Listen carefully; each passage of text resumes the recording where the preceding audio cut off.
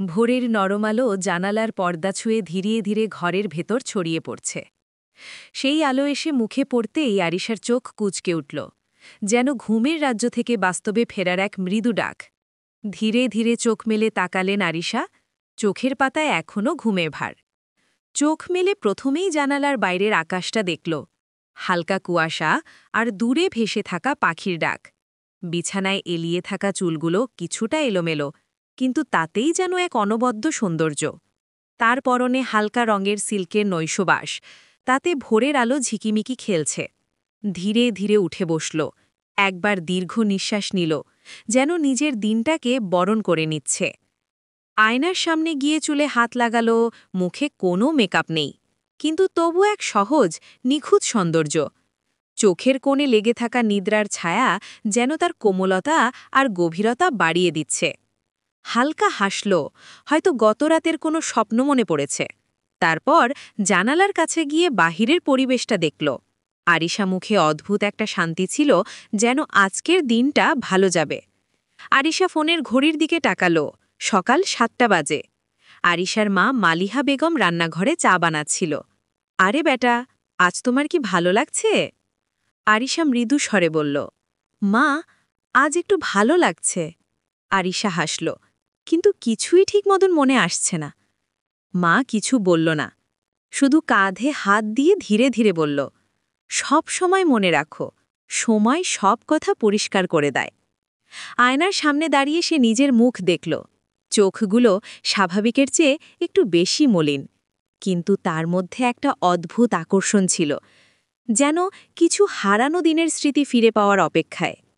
আরিশা জানত না তার স্মৃতি ঝাপসা, তার পরিবারের সাথে ঘটে যাওয়া ঘটনা আর আদনানের সাথে তার অতীতের সম্পর্ক সবই তার কাছে অজানা।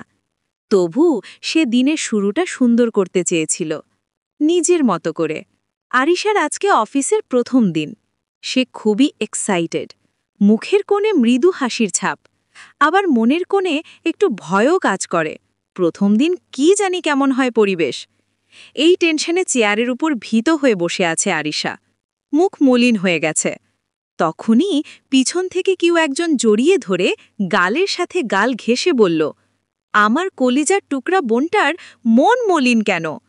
আজকে তো তোর খুশির দিন, কই দেখি হাসি মাখা মুখখানা। বলেই দুজন হেসে দিল। আরিশার বড় বোন অদিবা 1 বছরের বড়। তাদের দুজনের দুষ্টুমিতে মেতে থাকে তাদের বাড়ি। সারাদিন হাসি ঠাট্টায় কেটে যায় দিন। মালিহা বেগম আজকে সকলের পছন্দের নাশতা তৈরি করেছেন। সবাই খাবার টেবিলে খেতে বসে। একসাথে খাওয়া শেষ করে সবাই। খাওয়া শেষ করে আরিশা নিজের রুমে যায় রেডি হতে। আজকে আরিশা কালো রঙের বোরখা, সাথে কালো রঙের হিজাব, হাতে কালো ফিতার ঘড়ি, পায়ে ছিল সাধারণ একজোড়া স্লিপার জুতা। ঘন কালো বোরখার আবরণে আবৃত পুরো দেহ, শুধু উন্মুক্ত মুখ।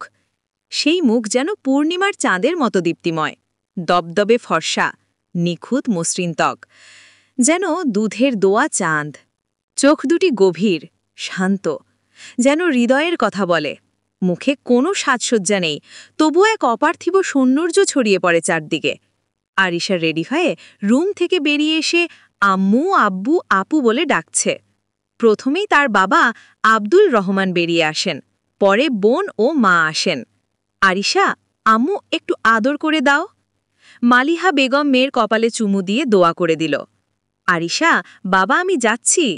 আরিশার বাবা বলে, বাবা, আমার ছোট মাটা কত বড় হয়ে গেছে। দোয়া করি মা, তোমার সব স্বপ্ন এভাবে পূরণ হোক। আদিবা বোনকে জড়িয়ে ধরে চুমু দিয়ে বলে, আমার কলিজার বোনটা, তোর তো লেট হয়ে যাবে, এখন যা। লাভ ইউ বোন। আরিশা, লাভ ইউ টু আপু। আরিশা তার বাবার স্কুটি নিয়ে বের হয়েছে। একটা লাল স্কুটি চেপে আসছে। সে হাসি মুখে গুনগুন করছে, আপন মনেই স্কুটি চালিয়ে যাচ্ছে। রাস্তার পাশে ভিড়। হঠাৎ তার নজর যায় এক জায়গায়। একটা দামি গাড়ির পাশে একজন সুদর্শন তরুণ, আদনান খান। আদনান খান খানবাড়ির বড় ছেলে, খুবই আদরের ছেলে, খুবই বদমেজাজি, খিটখিটে মেজাজের ছেলে। মুখে যেন হাসির ছিটে ফোটাও নেই, মুখে গম্ভীর একটা ভাব থাকে সব সময়। আদনান গাড়ি থেকে নামছে, তার পরনে ব্র্যান্ডের পোশাক। সামনে একটা কিশোর ছেলেকে সে দমক দিয়ে কিছু বলেছে। তারপর রাগের মাথায় ছেলেটিকে একটা থাপ্পড় মারে। আরিশা হতভাগ হয়ে স্কুটি থামিয়ে দেয়। সে গর্জন করে ওঠে, স্কুটি থেকে নেমে সোজা আদনানের দিকে যায়। কিছু না বুঝেই আদনানের গালে একটা ঝাঝালো থাপ্পড় বসিয়ে দেয়। আরিশা কঠোর স্বরে বলল, তুমি নিজেকে কি ভাবো? রাস্তায় একটা ছোট ছেলেকে মারছ? লজ্জা করে না?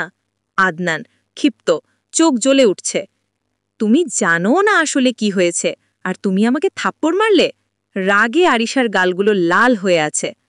আরিশা, জানার বা বোঝার কিছু নাই, সব পরিষ্কার। আমি নিজের চোখে দেখেছি আপনি ছেলেটাকে মারতেছেন। আদনান রাগে চোয়াল শক্ত করে বলে, তুমি আমাকে থাপ্পড় মারবে? তুমি জানো না আমি কে? আরিশা চোখ রাঙিয়ে বলে, জানি না, জানতেও চাই না। বড়লোক হলেই যা খুশি করার লাইসেন্স মেলে না। আদনান ঠোঁট কামড়ে রাগ সামলাচ্ছে। তোমার রাগ দেখানোতে আমি ভয় পাই না। যেদিন আসল সত্যি সামনে আসবে, বুঝবে কার ভুল ছিল। আদনান ঠান্ডা গলায়, গা ছমছমে ভাবে বলে, তোমার মতো মানুষকে সময় শেখায়, আর আমি সময়কে নিয়ন্ত্রণ করি। তোমার মতো মেয়েকে আমি প্রতিদিন 10 বার কিনতে পারি। আরিশা উচ্চস্বরে বলে ওঠে, আরিশা, আপনার যা খুশি করে নিয়েন। এই আরিশা কাউকে ভয় পায় না। আদনান, আজকের অপমানের খসড়াত তোমাকে দিতে হবে। এই থাপ্পড়ের শোধ আমি কিভাবে দিব, সময় হলে বুঝতে পারবে। আরিশা মুখ ডিঙ্গিয়ে বলে, আপনি কোন ক্ষেতের মূলা? হ্যাঁ, কি করবেন আপনি? আদনান রাগে চোখ তাকিয়ে বলে ওঠে, বেয়াদব মেয়ে, এক থাপ্পড়, সব দাঁত ফেলে দিব। আরিশা, এই যে মিস্টার, কাকে থাপ্পড় মারবেন? হ্যাঁ, আমি আপনাকে মেরে উগান্ডা শিফট করে দিয়ে আসব। আদনান, তোমাকে? তোমাকে তো আমি। আরিশা, আমাকে কি? হ্যাঁ আদনান, বস্তা ভরে ঘুম করে দিব। আদনানের বডিগার্ড আসিফ অবাক হয়ে তাকিয়ে আছে। এই আদনান খানকে কখনো সে কোনো মেয়ের সাথে ঝগড়া তো দূরের কথা, কথা বলতেও দেখেনি। আর আজ সেই মেয়ের সাথে পায়ে পা দিয়ে ঝগড়া করছে।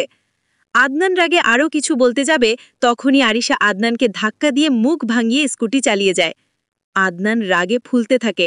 আসিফকে উদ্দেশ্য করে রাগে রি করতে করতে বলে ওঠে, আসিফ, 1 ঘন্টার মধ্যে এই মেয়ের পুরো ডিটেলস আমার সামনে চাই, at any cost. Asif, G sir. Adnan রাগে ধপধপ পা ফেলে গাড়িতে উঠে। আসিফ আদনানের পিছনে যায়। গাড়িতে উঠে আরিশা অফিসে চলে আসে। আরিশার আগে গালি দিতে দিতে অফিস ঢুকে। আরিশা, আজকে সকাল সকাল একটা বদমেজাজির সাথে দেখা হলো, খিটখিটে বাদর যেন কোথাকার। আমাকে থ্রেড দেয়। এই আরিশাকে থ্রেড? হা, আমাকে তো চিনে না, আমার সাথে লাগতে আসে। আর একবার যদি সামনে পাই তাহলে মেরে ভর্তা করে দিব।